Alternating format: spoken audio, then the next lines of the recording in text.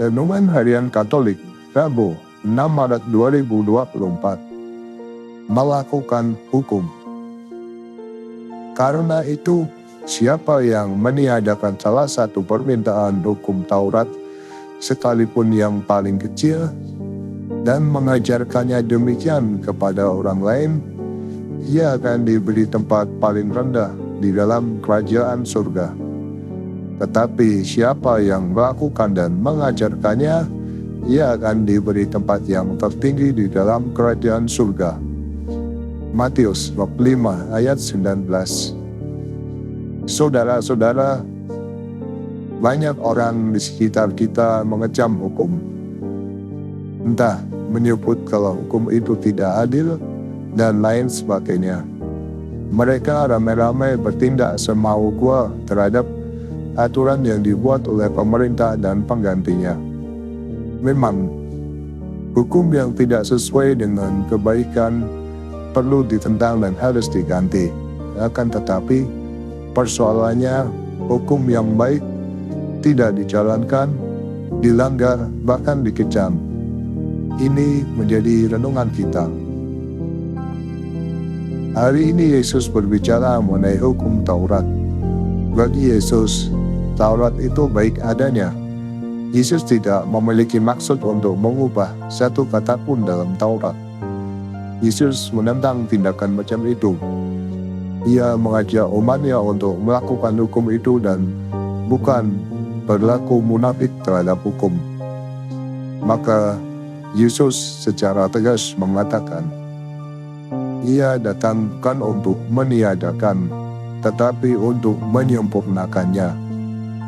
Apa yang disempurnakan Yesus di sini?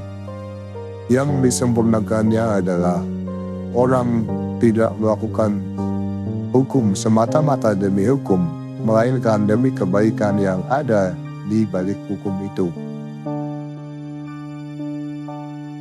Pengajaran Yesus yang radikal dan penuh wibawa mengundang reaksi dari para muridnya. Seakan Yesus mau meniadakan hukum Taurat dan kitab para nabi. Yesus menegaskan bahwa dia datang justru menggenapi apa yang kurang dan menyempurnakan apa yang dikiranya cacat karena ditafsirkan secara tidak sempurna oleh ahli-ahli Taurat.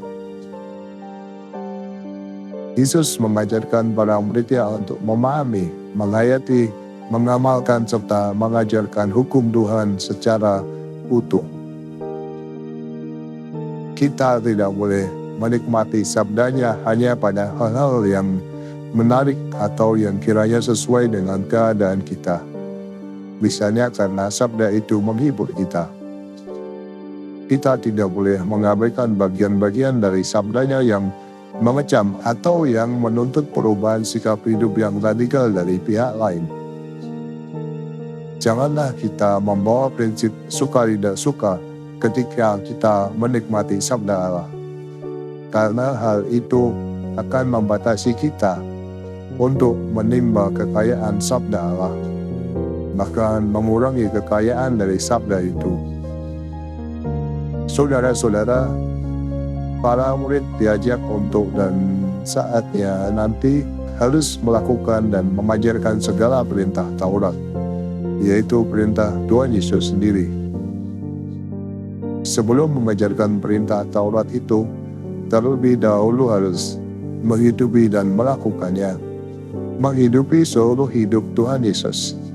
Seluruh hidup Tuhan Yesus menjadi penjuru atau patokan bagi para muridnya. Yesus menyempurnakan hukum Taurat dengan hukum cinta kasih-Nya.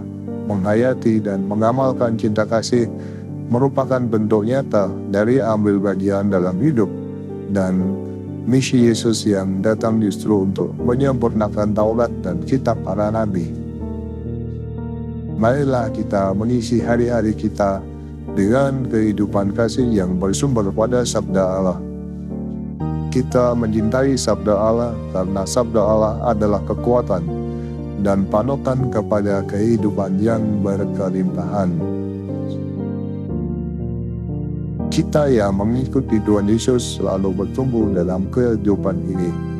Namun, kadang-kadang hidup kita tidak sesuai dengan apa yang dihidupi dan diajarkannya, marilah kita pada masa Prapaskah ini melakukan pertobatan terus-menerus sehingga kita layak untuk mengajarkan seluruh hidup Yesus kepada keluarga maupun orang lain.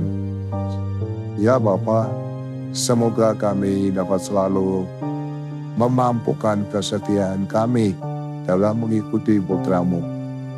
Demikian renungan hari ini. Selamat beraktivitas. Semoga semuanya lancar, sukses, serta selamat. Tuhan memberkati.